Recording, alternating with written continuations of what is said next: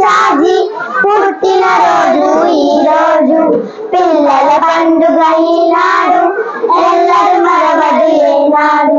తన ఎద పైన చాచాజీ తెల్ల గులాబీ నిలిపాడు, పిల్లల సంగల వదనాలే చల్లని మదిలో నిలిపాడు. దేశం కోసం గెలిచాడు, దేశ ప్రగతి సాధించాడు, శాంతి కపోతం ఎగరేసి విశ్వ శాంతినే చాటాడు. బాలను మదిలో నిలిపాడు, భారత రత్నం అయ్యాడు.